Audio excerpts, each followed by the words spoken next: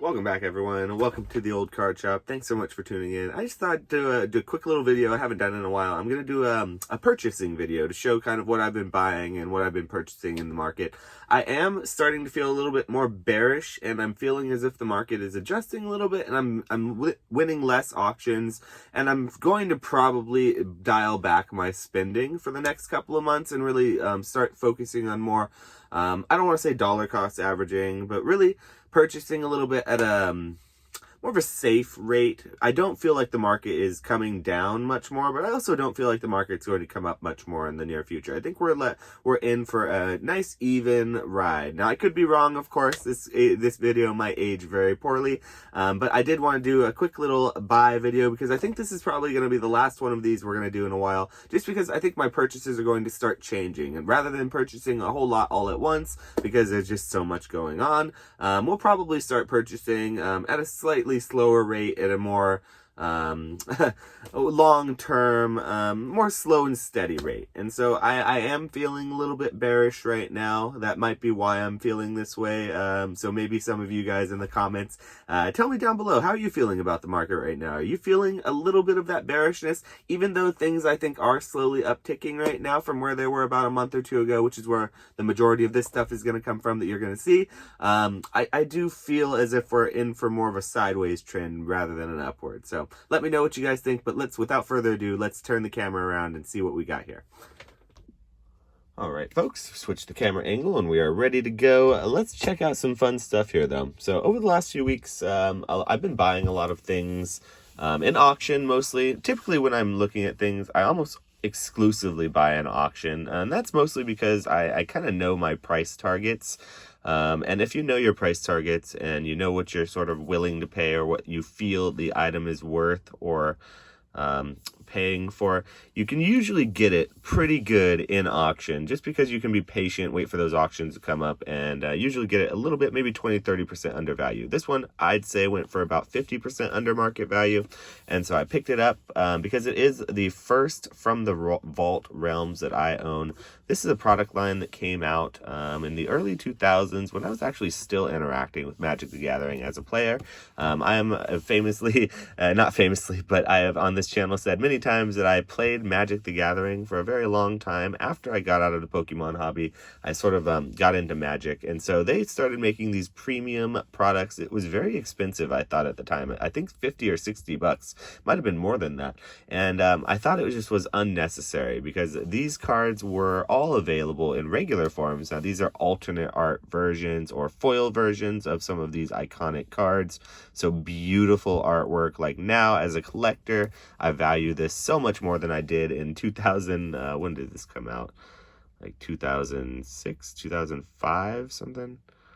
Let me just say that.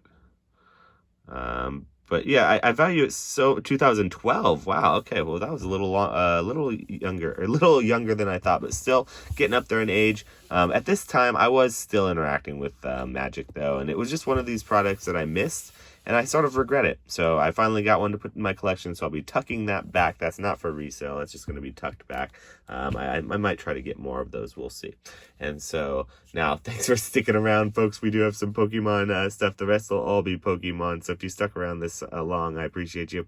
If you've seen my YouTube videos, you've seen in the background, I have an unfinished set of Southern Islands. I thought I had the whole set a long time ago. I was buying these when they're 15, 20 bucks. My price memory on this is like $15. I won't want to, yeah, nowadays I think this cost me like 50 bucks after shipping. But a nice mint sealed copy of the Southern Islands, the Sea Southern Islands set from the Tropical Island Sea version. There are 6 of these, so I have all 5.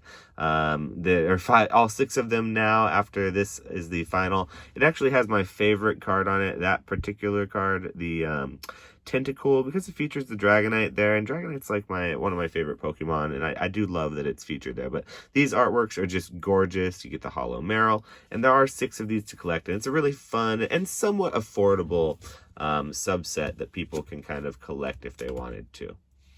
Okay, let's see. Next up, we've got a couple of fun things.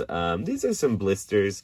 Now, people on the channel know how I feel about graded packs. I really just don't like graded packs. I feel so first of all, if a pack is in plastic and it's graded, it's most likely a light pack. So whenever I see a graded pack, even if it has a 10 on it, it's just a light pack. And so I feel no sense of attachment or longing for what's inside of that package.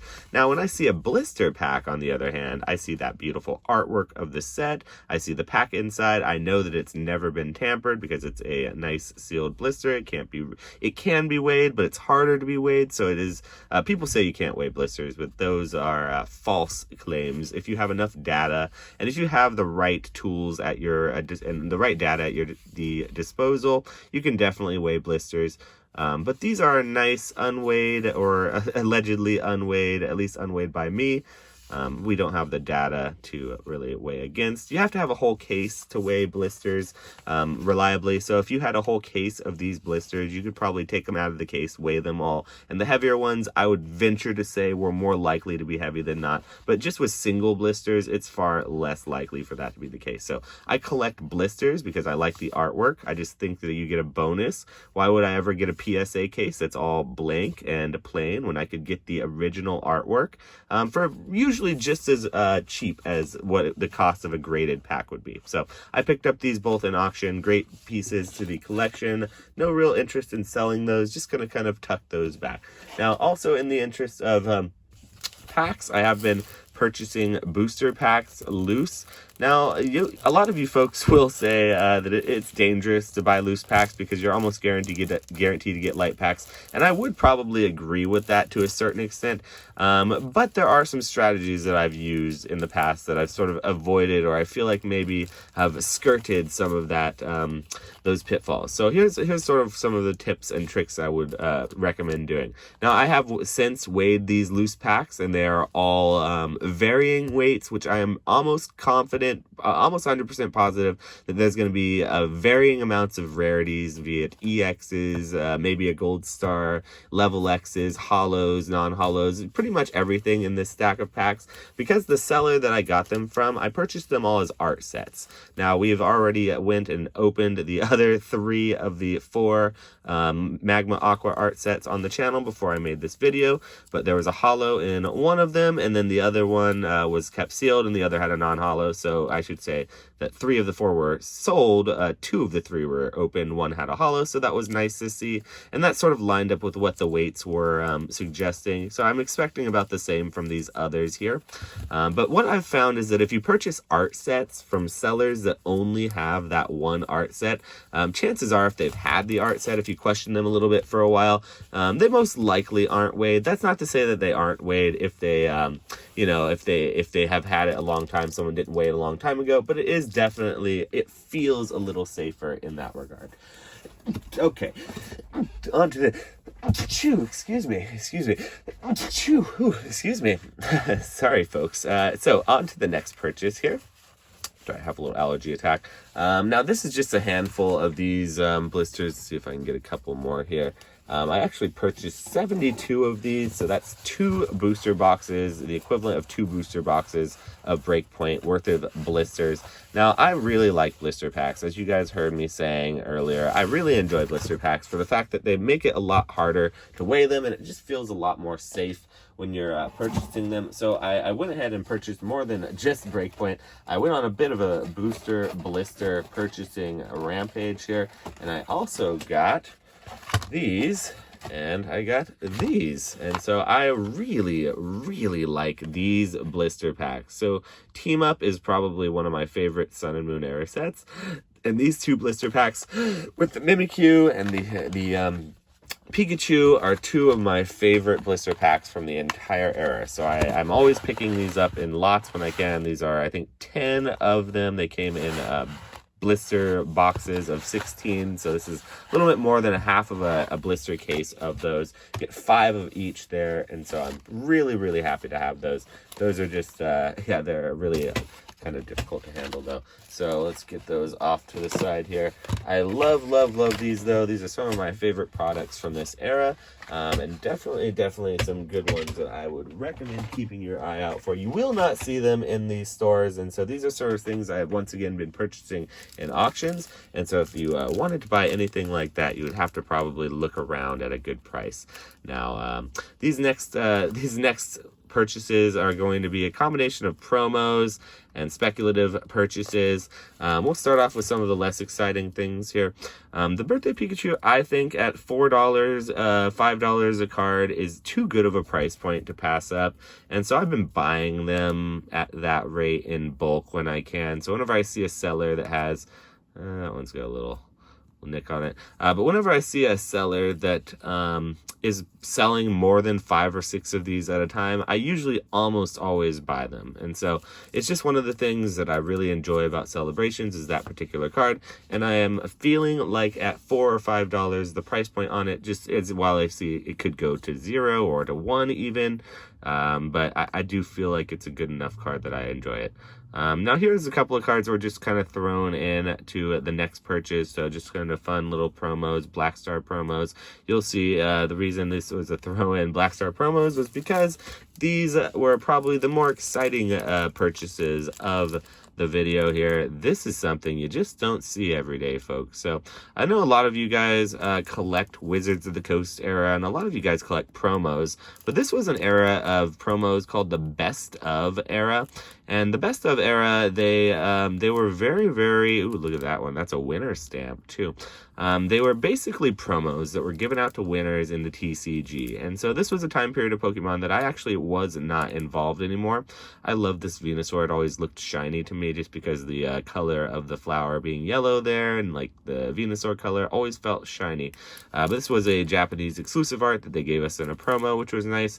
A Hitmonchan with that beautiful holo. The thing about these is these are sealed packs. These are 8 promos. This is exactly what the stores or the tournament promo or the tournament staff would have gotten to give out to folks as they were coming in and playing in the tournament. So these will be kept sealed. This is something that I'm excited, like so excited to own. I always see these in like TCA Gaming's videos and other videos where people are purchasing, and it just makes me jealous. So now I'm happy to have it myself. I'm a big sealed guy. I like sealed collecting better than I like slabs or individual cards.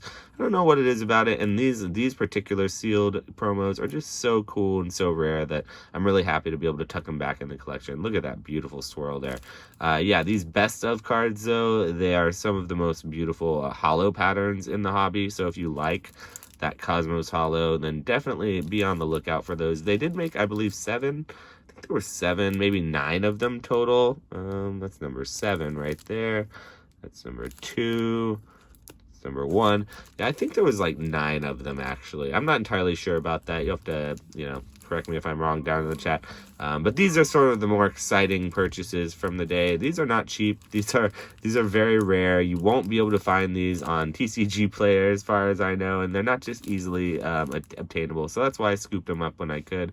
And I may even buy more of them if they come up, because I'm always sort of on the market for more of these types of things. You find them in the singles all the time individually, but just in a sealed pack, it's just hard to see. So I'm happy you guys stayed around. Thanks for sticking around till the end. If you did make it this far, please consider liking and subscribing. Check out our other videos here on the channel. We have Cardboard Hands, our podcast that we started with Flex Gods, and we'd love it if you check that out too. So if you like this video, thanks so much for tuning in. We will catch you guys on the next one, and yeah, stay safe out there, guys.